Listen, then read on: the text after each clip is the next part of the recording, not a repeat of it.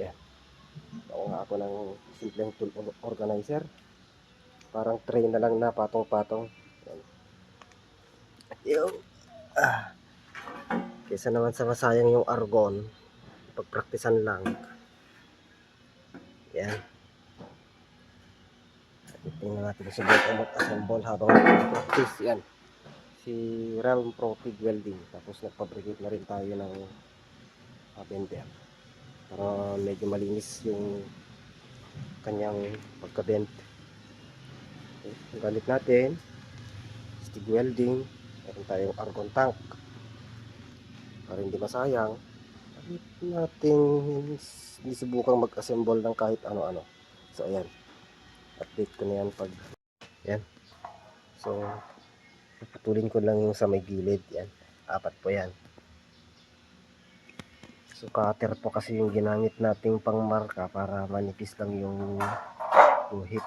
Yan, pili ko na yung sa gilid. Yan, nag-allowance lang po tayo dito ng 2 pulgada. Yan,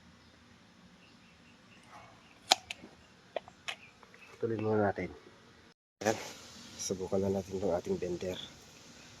So nakat na rin siya, pero na rin tayong marka para mailapat natin yung guhit sa may fabricated na bender. Yan. Mahirap kasing mag video pag mahirap. Dapat talaga dalawa. Yan. Okay,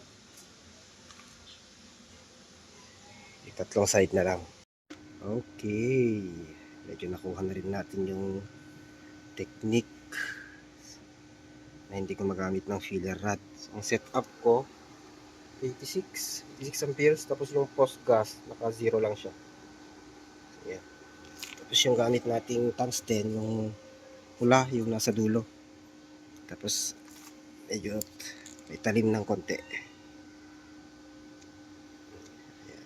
Yan.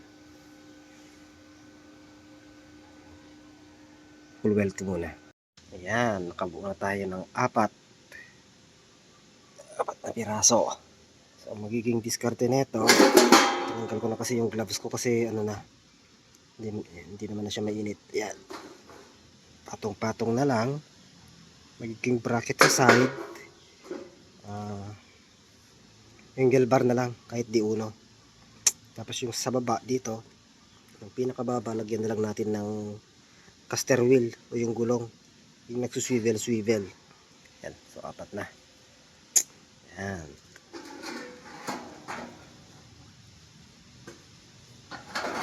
Okay, update ulit pag makahanap tayo ng angle bar saka makaputol. Yan. Okay, makahanap na po tayo ng diunong angle bar.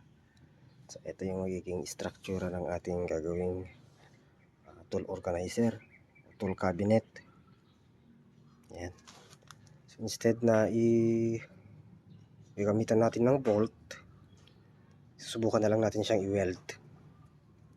So itong bakal na yan, angular, medyo makapal. Tsaka ito 1.0 po yung thickness itong galvanized iron sheet natin. So, titignan natin. Yan na siya. Ayan, napit na siyang mabuo. Kailangan na lang ilagay itong gulong. Ayan, lagay ko lang. Yan, nilagay na natin yung gulong. Yan, tapos na rin para maayos na rin yung mga gamit natin.